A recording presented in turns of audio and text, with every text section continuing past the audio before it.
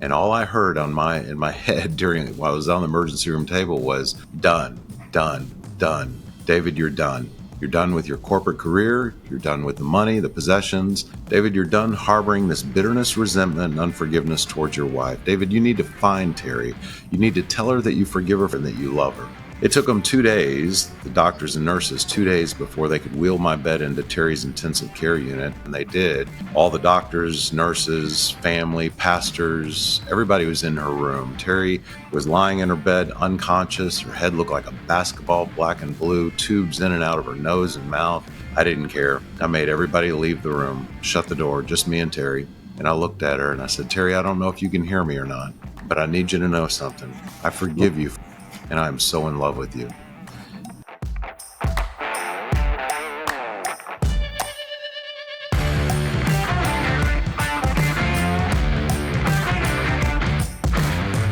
Hey guys, welcome to another episode of the Man Up Podcast. I'm your host, Terry Gwaltney, and I am excited about our guest, Dave and Terri Sumlin from Marriage Life Ministries today. The Sumlins are co-founders of Marriage Life Ministries. They're authors of 3 or 4 different books, all designed to help couples enrich their marriage, all through the application of biblical principles and adventure-based learning.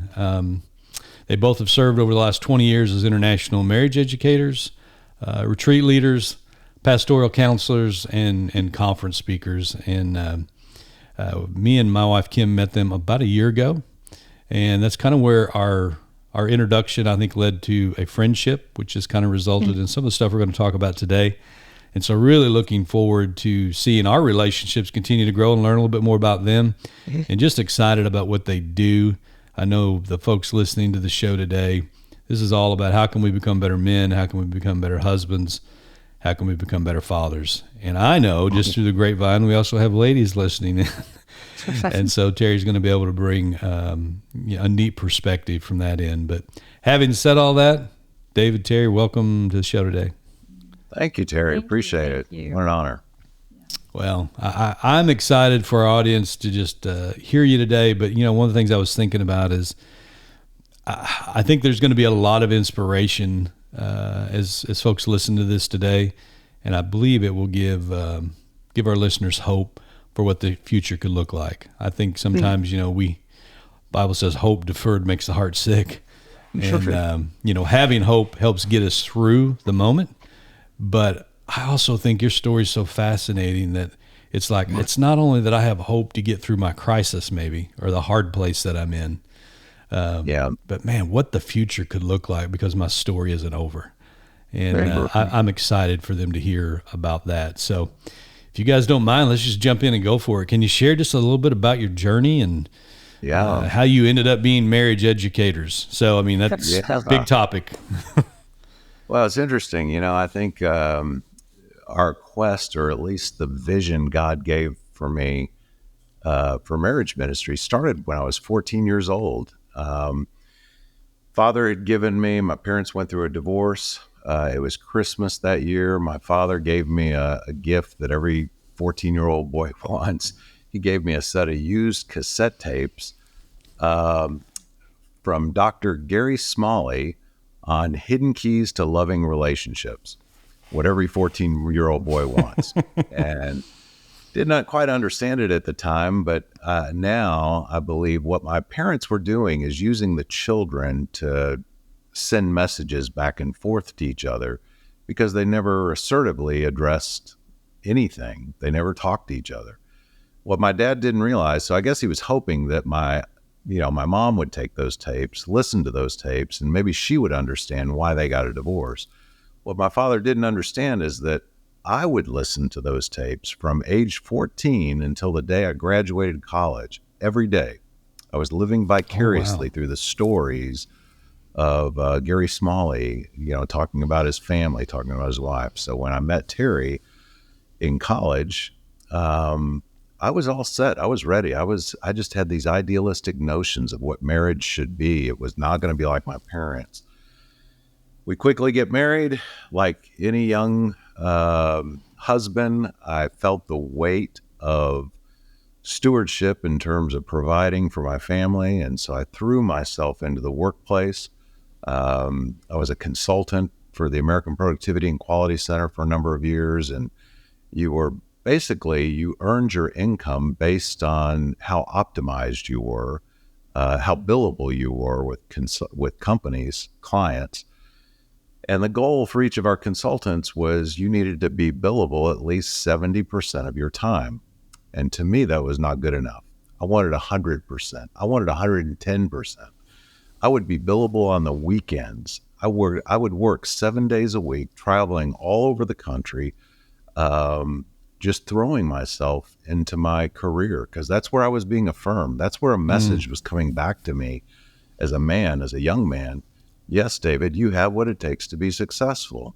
People are telling you that. Where I didn't feel that back home, because anytime I'd come home, on the weekends, because I'd leave basically on Sunday afternoon, fly around the country, come back on Friday. So I was only a weekend dad, a weekend husband.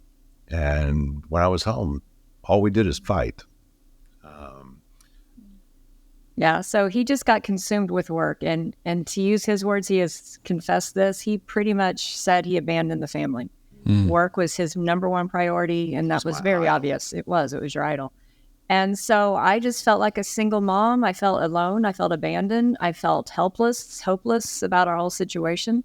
Unfortunately, I was trying to find my identity. I was trying to find my happiness. I was trying to find my completeness, I guess you want to say, through David. And when he was not there for me, I actually stepped outside of the relationship and ended up having an affair with somebody at work. But it was through that experience that God just grabbed me, got a hold of me, transformed my life, and just recommitted my life to the Lord. And when I did that, I felt immediately burdened, you might want to say, to confess to David. So I ended the affair. I confessed it all to David in hopes that we could start again with a new beginning, a new foundation, with Christ being our foundation, which was not before. And that was sort of my hope. But David did not receive that news very well. No. In fact, at the time when Terri confessed the affair, I was not a believer. I knew nothing really of Jesus or God. And I went into a rage. When she confessed the affair, my world just came splintering apart. Everything I put my hope in, my career, the money, the possessions, a family, a faithful wife, all of that came crashing down. And I just remember during that time, both Terri's father and my father came into my life in a pretty divine way. My father had become a Christian during a number of years. I didn't talk to him because of the divorce. He invited me to go to church with him. Terri's father committed to sitting down with me weekly, gave me a Bible. We read through it together. I got to ask any question, and it was through that experience, especially with her father, that he led me to a purposeful and personal relationship with Christ. And I tell you, when I met Christ, it rocked my world. That's where my focus was. That's what got me through those painful 2 years of healing as Terri and I were trying to heal from the affair. And as a result, we got involved in my father's church for those 2 years, but nobody knew about our little dark secret. Nobody knew about the affair. Nobody knew that I was still harboring deep bitterness, resentment, and unforgiveness towards Terri. I couldn't let it go. I was wearing it like a security blanket. And it was during that time, our youth group, Terri got involved in high school youth ministry because she was a high school teacher. I got involved in care ministry, working with little kids whose parents were going through a divorce, because I had an empathy for that. And the whole time, or during that time, our youth group was taking a ski trip to Colorado as part of a youth conference with 5 other churches. Youth pastor comes up to Terri 2 days before the trip and says, "Terri, we've got a problem. Our adult chaperones just backed out. Is there any way you and David could go on this trip and chaperone the high school students?" And we said, "Sure, it's Christmas of '99. We can go as long as our 2 kids can go with us." My Son was 7, my daughter was 5. Off we go, and did the very best we could, sleeping in the same hotel room, sleeping in the same bed, because during the 2 years after Terri confessed the affair, we weren't even doing that. I couldn't bring myself to tell Terri I loved her, any of that stuff. And so spent a week up there, and now it's time to come home. Our bus should have left Crested Butte at 12 noon. Youth pastor decides to make one more run down the mountain with all the students. We don't end up leaving the hotel till 7 o'clock at night. By that time, our bus driver is beside himself. He is so angry with our youth pastor because he knows he's going to miss the driver exchange in El Paso. So off we go. We're the first of 5 Trailways buses following a snowplow through Monarch Pass. The bus hits about 9 o'clock at night, hits the first patch of black ice because he had passed the snowplow. Terri stands up. She's screaming at the driver because we're right behind him. Terry's saying, "Slow down, you're going too fast." The youth pastor next to me goes to the back of the bus, gets all the students to get down in the aisle because he knows what's about to happen. We're approaching a big wide turn in the mountain. And it's there he hits the second patch of black ice, spins the bus completely backwards, and we go off the mountain at 75 miles an hour is what the black box recorded the wheel speed. As the bus is rolling down the mountain, ripping the roof further and further off the bus, depositing 55 students and 6 adults all down the mountain, the bus lands 2 feet in front of a river. And what's really crazy about that is they flew in Army helicopters to triage everyone to 5 different hospitals all over Colorado. Terri got the worst. She had severed her spine in several places, shattered her hip, broke her arms. She was messed up. I mean, she's rebuilt with titanium. Same was kind of true for me. Broke both arms, broke ribs, tore ligaments, cut my head top to bottom, blood everywhere. And as I was laying in the emergency room in Canyon City, I really didn't. Spoke to you. I didn't know who I was. I didn't know my name. Didn't know how old I was. Didn't know what happened. I had a severe concussion. And as the nurse brought in my son, who was triaged to that hospital, she's saying, "David, I know you can't see him because your head's strapped to the table, but I got a little boy here. We're trying to find his parents. Do you know who he is?" And my son screams up, "Dad!" And it just starts coming back. And I asked the nurse, I said, "Where's Terri?" And the nurse said, "I'm sorry, we don't know." And in that moment of uncertainty, I began praying out loud for the very first time in my life. And all I heard was one word repeated over and over again in my head, the same word I used with Terri 2 years prior when I wanted a divorce: "I'm done." And all I heard in my head while I was on the emergency room table was, "Done, done, done. David, you're done. You're done with your corporate career. You're done with the money, the possessions.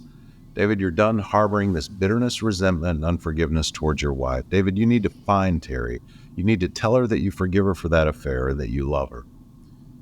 It took them 2 days, the doctors and nurses, 2 days before they could wheel my bed into Terry's intensive care unit. And when they did, all the doctors, nurses, family, pastors, everybody was in her room. Terri was lying in her bed, unconscious. Her head looked like a basketball, black and blue, tubes in and out of her nose and mouth. I didn't care. I made everybody leave the room, shut the door, just me and Terri. And I looked at her and I said, "Terri, I don't know if you can hear me or not, but I need you to know something. I forgive you for that affair 2 years ago, and I am so in love with you."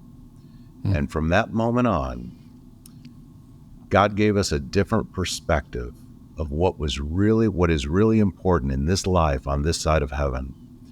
And I used to think it was the money and the possessions and the career, climbing the corporate ladder. No, it's this woman right here, sitting next to me, the most important person in my life.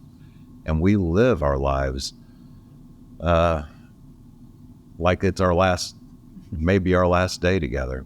And as a result, we both quit our corporate careers. I went into seminary full time, got my master's and doctorate in marriage and family ministry from Dallas Seminary.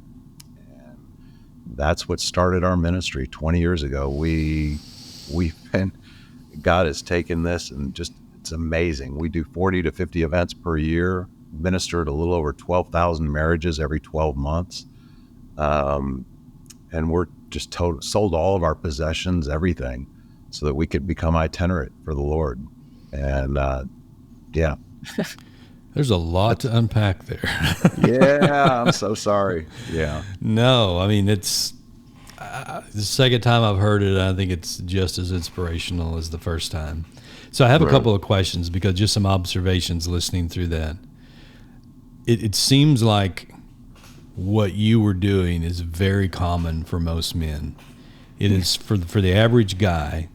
I think it is so much easier for us to figure out the metrics of how we're going to be measured and what it looks like to be successful, pour ourselves into that, get the affirmation from that. And much like you said, when I go home, how can I be a success communicating at work, applauded for it, and go home and feel like such an utter failure? Right. And so the drive then is it pulls us back into something, again, where we're successful, but it's really not the money or the trophy or even the position. It's really what is underneath that that's driving that, which is the identity, which is who I am, which I'm looking for that security. Exactly. Do you see, dealing with 12,000 couples a year, that being a common theme? Absolutely. I think the number one question, I think, and this is true of teens as well, is what's my life purpose? And for a man, we truly believe, after a lot of research and study of God's word, believe one of the greatest, deepest emotional needs of a man is to know he's got what it takes to be successful.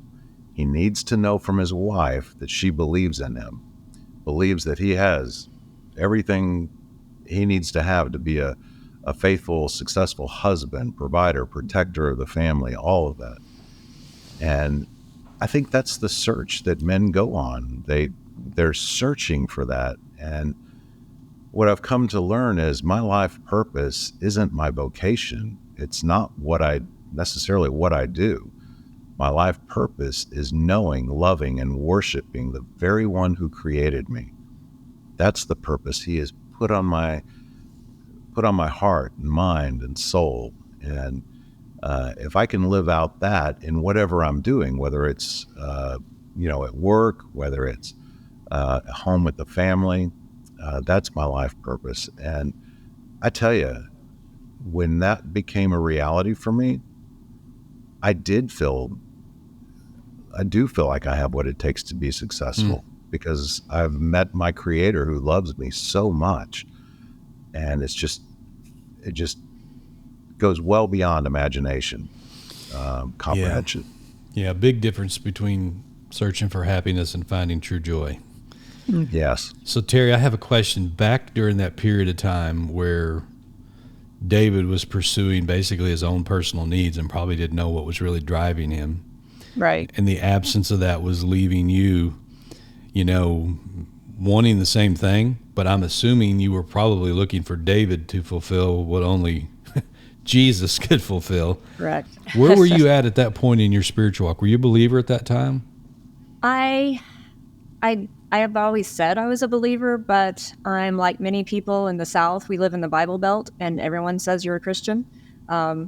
I had gone to church with my family. I was baptized, confirmed. So I said I was a believer, but I was not walking with the Lord. It was not a personal relationship by any means. Yeah. And so, to be honest, what led me to confess to David was when he did, just a few days prior to my confession, when the Lord just grabbed my heart and truly feel like he transformed me. He showed me that, yes, my whole life I had been trying to fill this void. My father loved me dearly, and I know that, but I still had this void, this emptiness, and I kept always trying to find other people to fill that. And I expected David to, we always sort of joke, the Jerry Maguire, you complete me, line. I expected him to complete me. I expected him to, give me my happily ever after and so forth. And, but God showed me through this circumstance that he's the only one. He is the only one. And I was wrong to put those expectations and those burdens on David to love me the way I needed to be loved and wanted to be loved. And Christ told me that he showed me he's the only one that can do that. And so I now live my life. Yes, I want to feel loved by David. I want to feel affirmed and valued by him. But even when those days don't come, I know I'm loved and valued by my Heavenly Father. And that's enough for me. Yeah. Yeah, that's so good. So Yeah. good. So like, what kind of model did you have, Terri, growing up with your parents? I didn't hear you say they were divorced. Was it a happy marriage? My parents were extremely happily married. We always said it was the Leave It to Beaver family. We were, no conflict, no nothing. Unfortunately, what was there was, first of all, my parents were raised and grew up one particular religion, but it was so legalistic, so strong and preventative, they did not want to raise us that way. So they chose a different path. And this one was very, what's the word? Traditional, I guess, liturgical. That's, very liturgical. And so that's why they never really understood it and bought into it. And so that's why I went to church, but it was all routine. There was no meaning there. And so, so my family, my father, ironically, later, after we were out of the house, had something happen to him that turned his life upside down. And he quit his job. He was a high engineer or high vice president of oil company in Houston. He quit that job and went to seminary and went back and became a Baptist preacher at, 48, 49 years old. Wow. I remember David at the time saying, we had just gotten married. And David's like, Robert, what are you doing? You're giving up all this money for God, So how are you going to get paid? And then he goes and does the same thing. But that's why it was so beautiful that my father was such an instrumental part of bringing David to the Lord, because he had a transformation of his own faith. And it was just a beautiful picture. So I always say I grew up with my dad, the dad I know and loved 3/4 of my life, but he was not a real personal, intimate dad. It was more of a shallow.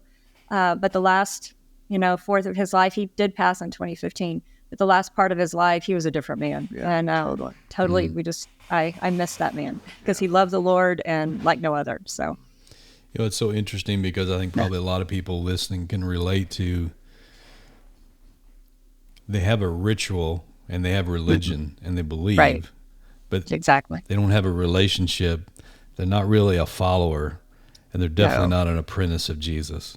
Exactly. And when you can confuse the lines, it's like, well, is there really anything to that? Or, yeah, I believe that. It's just dramatic how much difference, obviously, that can make. So I'm curious. I heard you say something too a while ago, David, you said there was a period of time that you didn't speak to your dad after the divorce. Yeah. And I'm wondering, and I'm assuming, just being there at times, that maybe you was holding on to some unforgiveness because of how that whole situation happened. Would that be accurate? That he was or I was? That you were? Yeah, absolutely. It was, in fact, it was that Christmas when I was 14 when he gave me those used cassette tapes. He also gave me a Red Ryder BB gun that Christmas morning, and I remember being out in the front yard, my father playing with my two brothers, and I was behind a big old cedar tree, and I saw him through the cedar tree, and I took that BB gun and I aimed it at him, and I had no intention of pulling the trigger. I just was like, pow, pow, pow. And that third pow, my finger slipped, pulled the trigger, and I shot him in the hip with a BB gun. Chased me around the house, What happened is immediately after that, we went back home to Mom, and my father calls me up on the phone and says, David, what was your problem? You were such a brat. You were just so rude, and, what's going on with you? And I remember, as much as this little 14-year-old boy could muster up enough confidence, I shared with my dad something I never thought I'd share. I said, Dad, I just want things to go back to the way they used to be. How come we don't play catch in the front yard like we used to be? You don't go to my baseball games. How come whenever I'm over at your house for visitation, I ask you a question and she has to answer it? My father married a secretary, had an affair. And my father, I'll never forget, on that phone call. He said, David, where are you getting this? Is your mother putting you up to this? Is she making you say these things? And I felt so crushed, so invalidated that I responded by saying, Dad, I'm sorry. This is the last time I'm ever going to talk to you. And I hung up and didn't talk to him for 7 years. And it wasn't until Terri had confessed the affair that he came back into our life. And he was a different man. I honestly, I'm honored that I was able to officiate his funeral, and even on his deathbed when he had had a stroke and was days away from dying, and I knelt down by his ear and I said, Dad, do you remember that time when I was 14 and I shot you with a BB gun? And he couldn't talk. He had tubes in his mouth and nose, but he looked at me and said, yeah. And I said, Dad, I am so sorry. Is there any way you can forgive me for that? And I think I just missed out on all those years of really having understanding who my dad was. Yeah. We went to or David went to a conference, and it was on neuroscience. And he came away with one particular fact, which I think is so interesting, that research suggests that men hold on to anger 6 times longer than women.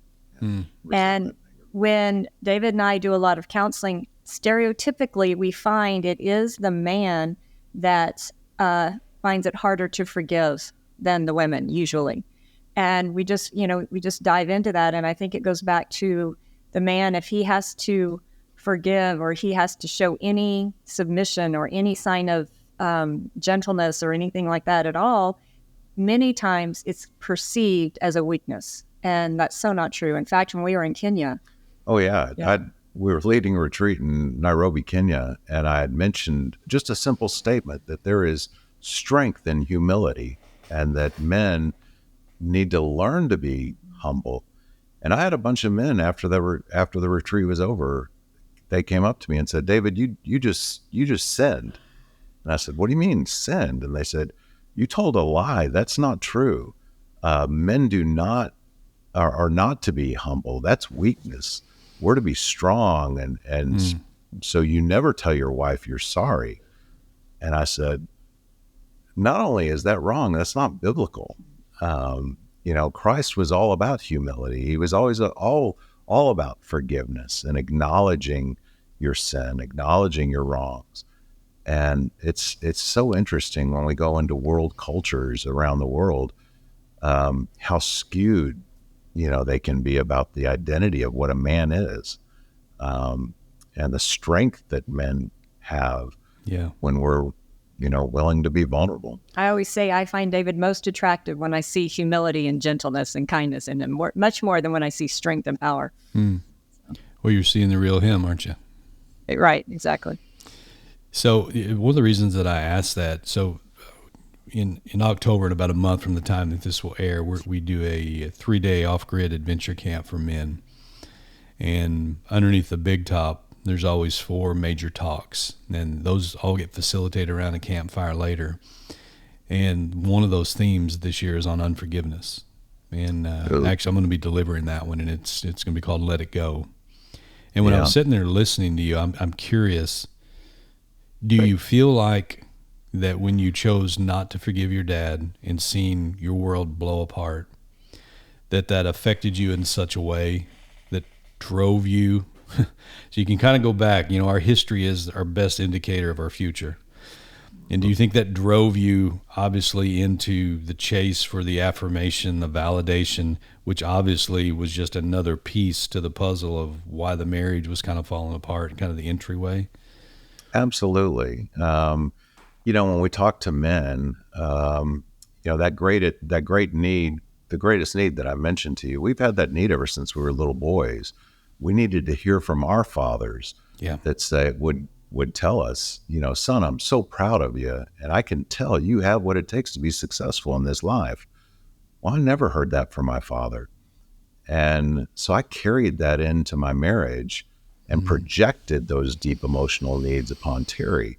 I needed to know without any doubt that she believed I had what it took to be successful, even when I knew or never received that from my father. And so I think that that carried into our relationship.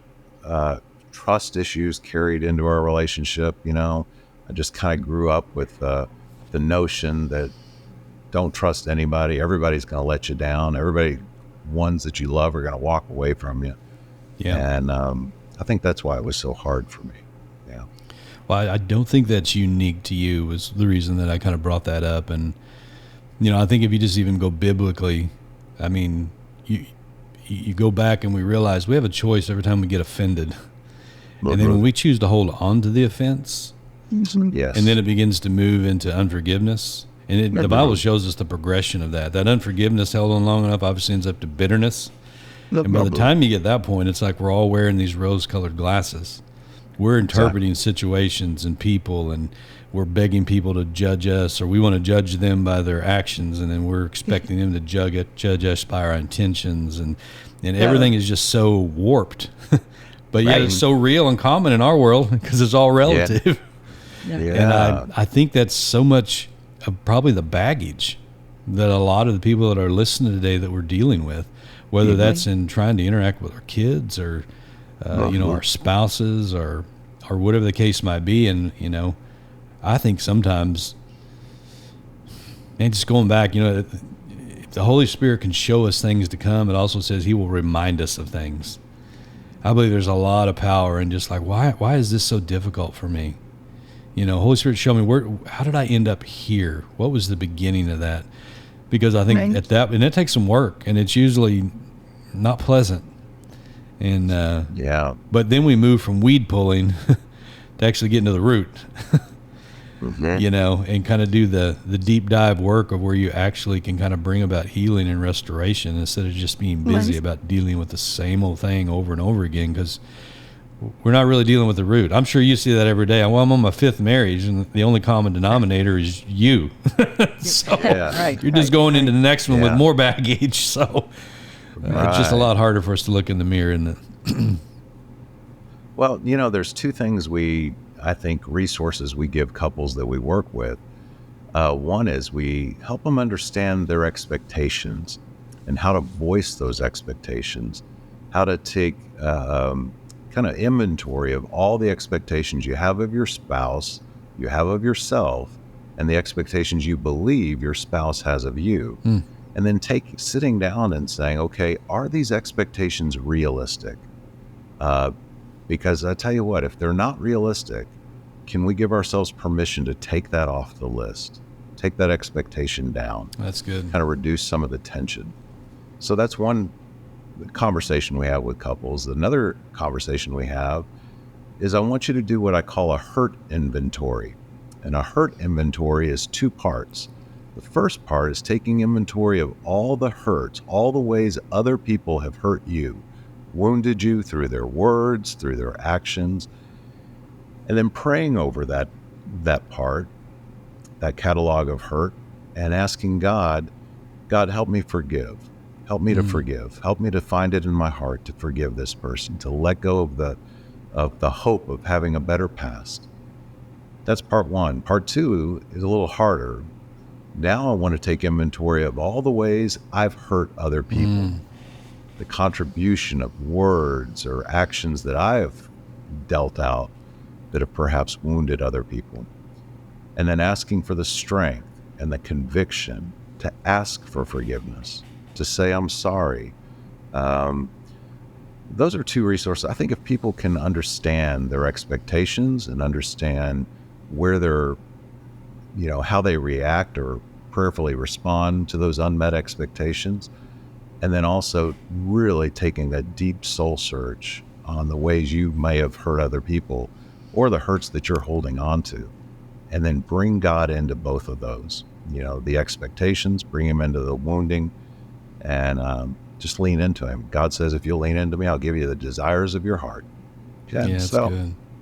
At what point in that journey did you guys realize that God had a call on your life to kind of take your mess and turn it into your message? Yeah. It's interesting. After the bus accident, I went back to Hewlett. I was working as an executive at Hewlett Packard at the time, and went into my senior vice president's office, and he said, David, I'm so sorry for what's happened to you with the accident, you and your family, but please know we're behind you. We will support you, do everything we can. And it was performance review time. And I remember him looking at me going, and David, you can have whatever you want. What do you want? You want Asia? It's yours. You want Europe? It's yours. And I looked at him and I said, I'm done. I'm done. I That believe was a God's common calling theme me. for you, wasn't it? I know. At these big That word moments. I'm done. And I remember telling him, I believe God's calling me into something so much greater than myself. And I prayed about it for a long time. And we took a severance package from my corporate career. And I remember distinctly Terri opening up the mail one afternoon and getting that last lump sum check in the mail and looking at me and saying, are you sure God's called you into ministry? Because we got to live on this for the rest of our lives. I still remember because he was a fairly new believer. And when he said he's quitting his job and going to go to seminary, I laughed. I was like, what? There's no way. So God had to stretch me in my faith a little bit, learn how to walk on water a little bit to have the faith of the calling he put on David. So, But Terri, eventually it became both of us. Yeah, if I could, this is a really cool way God confirmed this for me. So when Terri opened the mail and she was starting to doubt whether God really called me, I went into my bedroom, shut the door, and I was playing Bible roulette, where you open up the Bible. God, please tell me what is it you've called me to do? Ooh, not that. And as I was going through the Gospels, the word faith just kept popping out at me. Every time Jesus would heal someone, he would say, because of your faith, you're healed. Go, sin no more. And I really started to dwell on that and think to myself, have I really ever prayed about this calling in faith? And so I shut my Bible. I started praying to God and said, God, I need to know without any uncertainty exactly what you've called me to do, because this is a big move. Leaving my corporate career, the money, the possessions, just to follow you. I need to know a little bit more detail. And I tell you what, God, I'll give you tonight off if you could answer that question tomorrow. And I remember waking up like Christmas morning. God was going to answer my prayer. I had a lunch appointment that afternoon with a pastor. And as I'm driving frantically, I'm late for our lunch appointment, in my car, driving frantically, and I look down and I'm out of gas. So I quickly pulled into a gas station. I'm quickly filling up the car, and this old man pulls up on the other side of the pump. Had to be 80 plus years old, gets out. I can tell he's having trouble with his credit card in the gas pump, and he makes eye contact with me over the pump and says, son, is there any way you can come help me? My eyes are dilated. I just got back from the optometrist. I can't make out what this is asking me to do. And I'm literally thinking to myself, I don't have time for this. God's is going to answer my prayer. So I reluctantly go over and I'm helping him. And as I'm helping him, he's just staring at me like a ghost. It's really awkward. And he looks at me and says, son, I can tell you're a faithful man. And I was not wearing any clothing, jewelry, anything to indicate I was any kind of man of faith. And I'm thinking, I really don't have time to talk to a kook. So I hand him his credit card back, turn away from him, and I'm walking back to my car. And he says, no, son, wait, stop. And I turned around and he goes, God wants you to know something. And I said, what did you just say? And he said, no, really, God wants you to know that you need to forget about your financial worries and you just need to follow Jesus Christ. I am speechless. I'm not saying one word. My mouth is just open. And he goes on saying, quoting all these scripture verses of the plans God has for me. And then he says it. He says, and God wants you to know you're going to be doing 3 things in this life. You're going to be counseling those in need, ministering to pastors, and planting churches along the way. And I looked at him and I said, you're not going to believe this. I prayed for this last night. And he said, well, my name's John. I'm a retired pharmacist. I'm on my way to the airport to go to Argentina to watch a professional soccer match, is what he said, which I still am amazed that angels like to watch soccer. And Terri, I got in my car. I pulled 10 feet forward into a parking space and bawled like a little baby. that God thought so much of me in that time of desperation to say, David, I've got your back. Yeah. This is what you're going to be doing. And everything that man said has come to fruition, not of our own doing, Right. but just... And that's sort of the point that I think is so powerful. And that's why we know it's a calling. This is never something we pursued. Even when he went to seminary, I don't think it was, I'm going to do marriage. He just felt a call to go to seminary. But it was right after that gas appointment that another organization that we partner with called JH Ranch asked us through a series of events that happened, just out of the blue, sort of asked us to come lead a marriage retreat because they had heard our story. And they needed someone to come lead a marriage retreat for all these pastors that had lost their churches in that Hurricane Katrina. And that was our very first retreat we did. And that was back in 2006. And so it's been ever since then it started. So we weren't planning it. We weren't trying to make it happen. God just kept calling us. So that's awesome. It's so incredible. Yeah. We're going to run out of time way before we run out of story. Yeah. But if you had to cherry pick just a few nuggets of wisdom, what would you have done differently looking back now to better prepare to get married? So maybe there's somebody here now that's thinking about getting married. And then as you're answering that, kind of think about some of those probably haven't already done that and they are married. Like, what the heck do they do now? So can you guys speak into that? I would say that if I could go back to that little 20-year-old that was heading to the wedding venue on his wedding night, I came with a lot of idealistic notions of what marriage should be. And I wish somebody would have sat down with me and said, David, marriage is wonderful. It is a great thing God has created, an institution. But David, it's going to take some work.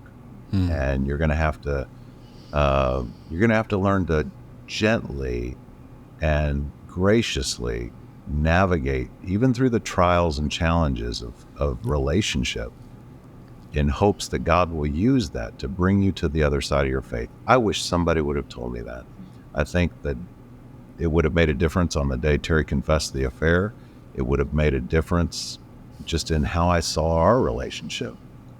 I would say, and as simple as it is, David referred to it earlier, expectations. We have expectations going into marriage of the happily ever after, expectations and of what our spouse is going to be or do for us. And when we talk about expectations, a lot of people say, well, I don't really have any. And we're like, no, pretty much every argument you ever get in is because you didn't meet the expectations of the other person. So just that is just letting go of those expectations of perfection, that your marriage is going to be perfect, your spouse is going to be perfect, that you're going to be perfect, and really sit down and communicate what those are on a daily basis, before you're married and then every season you go through. What are our new expectations with this? And really come to grips with that. And then at the bottom line, and I say this all the time, the bottom line, at the end of the day, just living in grace and forgiveness and not holding on to grudges. It just tears you apart. It just tears you apart. Yeah. So. Yep. Maybe sometime we can talk about family origins, because that's the root, obviously, of all these expectations that we don't talk about, that we bring in, obviously, to all these marriages. Right. So, Terri, if you were speaking to the men that were listening today, what are the top 2 or 3 things that every wife either wish their husband would do or just wish that he knew? Just, first of all, take time to get to know your wife. Take time to really get to know what she likes, what she doesn't like, her values, her morals, her background. Just really constantly seek to know more about her. These students. And with that, when you do that, it's going to make her feel valued. That, to me, is the number one thing that I need to know from David, that he values me, that he respects me, that I'm his equal. And I know, a lot of people get caught up in the submission and so forth, but that is what I need to know, that David truly, truly values my voice, my opinions, my actions, who I am. So many men that we meet, and women do this too, but that term invalidation, so many men tend to invalidate their wives, and women do it too, like I said, but just really watching about the words you say and seeking to love, seeking to know, seeking to understand. Yeah. So, David, What's one thing about your assignment now that you didn't expect? In terms of what we do now, you mean? Yeah, I mean, I think sometimes for us, maybe that are believers, like we realize there's a call in our life, and the call is always going to be there. I mean, the Bible tells us that very clearly. It's not based on our performance, but I think the assignment can potentially change multiple times. Separating the two, I think, is super important for us to begin to realize, as we're walking out our journey. Yeah, Terry, that's a great question. I think one of the challenges, something I've learned and appreciate now, is don't hold on too tight. This isn't my ministry. This is God's ministry.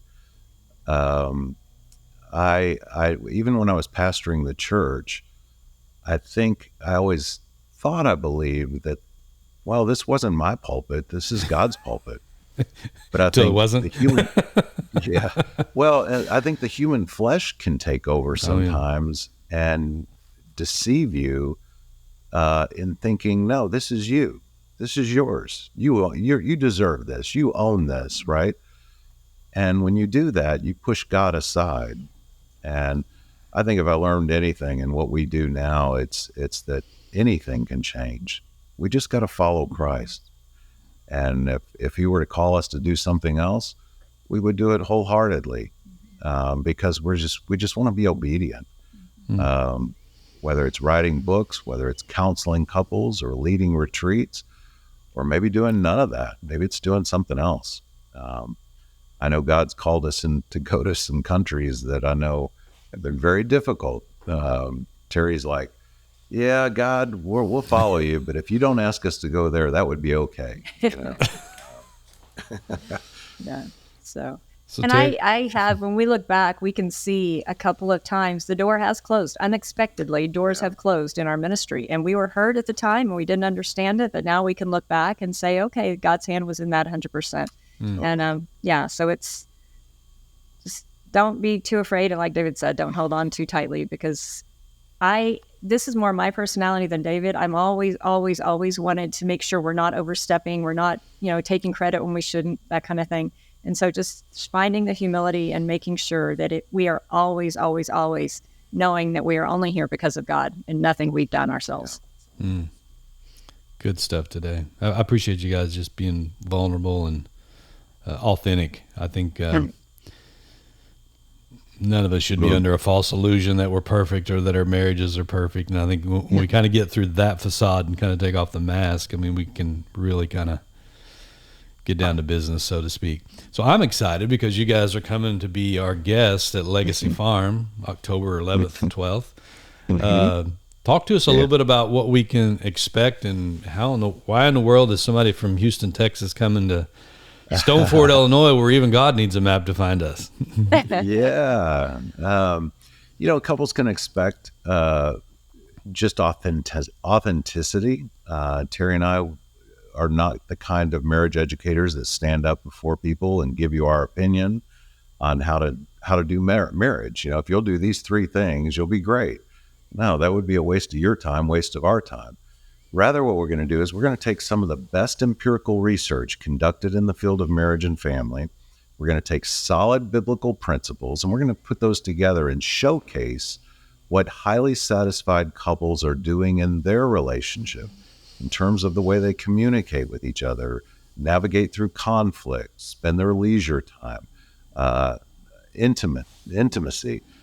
We're also experiential. And so you're not just going to be sitting in your seat. We'll have you up doing activities. Some of them will require a little bit of physical activity. A lot of them will be emotional, requiring you to be vulnerable with your spouse or intellectual. So just different small little low ropes type activities throughout the weekend as well. So. Well, we're looking forward to it. And if you're listening today and you haven't got a ticket, I encourage you. The details will be in the show notes today. There's still room for a couple more to be able to come in. So if that's you, literally, we only have room for a couple of more.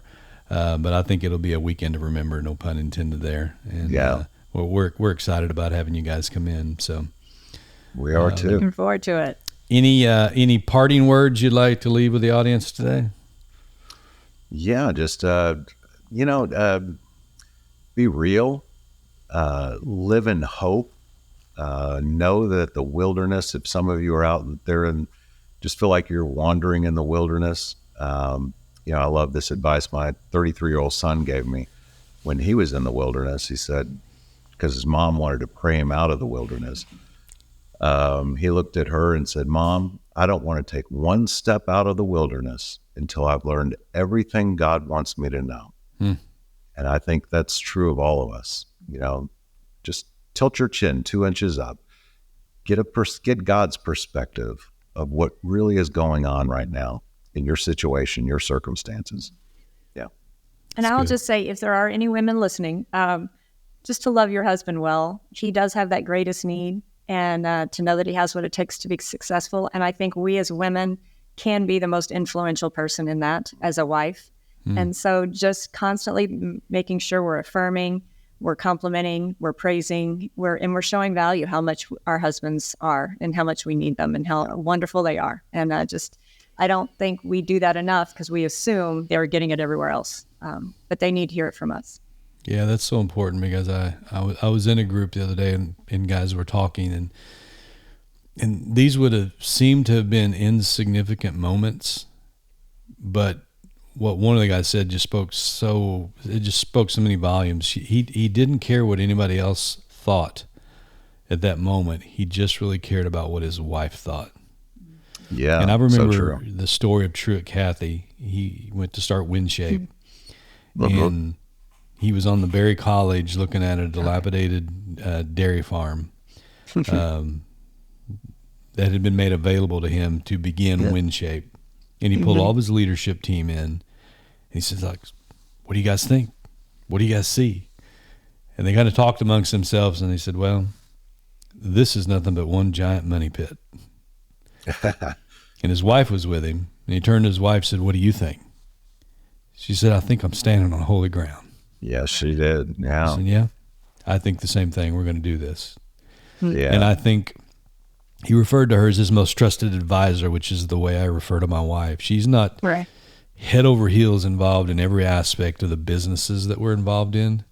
There's nobody that I respect her opinion more objectively than her. So I think what you're saying is so spot on. It can add fuel to the fire for all the guys that are listening today. Yeah. Last question that I would say, and I'd pose this to both of you. How do you want to be remembered here on the earth when David and Terry's life's over? Yeah. That one's easy for me because I say it every week. We are called to a holiness in this life. We are called to learn to love. The greatest commandment, to love as I have loved you. So I would hope to be remembered as that I loved well. I loved well. I don't hold grudges. I forgive easily, and I will serve and love well. Yeah. I would want to be known as someone who got out of the boat and just got to live life on a water walking faith.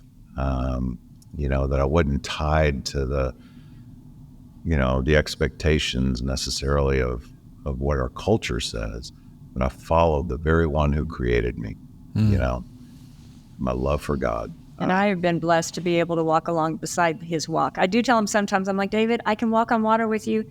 Occasionally, I do need a little bit of land, but then I can get back out of the boat with you." Oh, that's awesome. It's been great to follow that legacy that he started. So, Guys, it's been great to have you with us today. We appreciate your time. We're looking forward to spending more time with you in person. Yeah, Terry, thank you so much, and give Kim our best. We look forward to seeing y'all in a couple weeks. Yeah, awesome. And likewise. Guys, remember today, I think we're going to wrap it up right there. Legacy is not so much what you leave to people. It's more about what you leave in them. We'll see you next time on the Man Up Podcast. Hey, Terry Gwaltney here from the Man Up Podcast. Listen, I just want to tell you how much we appreciate you supporting the podcast, listening to it. We hope it's adding a ton of value to your life. Also want to ask you to do us a favor. If you could like and share this podcast on wherever you consume your social media content, whether that be YouTube, LinkedIn, Facebook, we would appreciate it. It just helps us get the word out so we can help more people. And maybe you've never experienced the Man Up Adventure Camp that we do in October. You can check out our Facebook or our website. manup-camp.com. Once again, I want to thank you for listening to the Man Up Podcast, and we'll see you soon.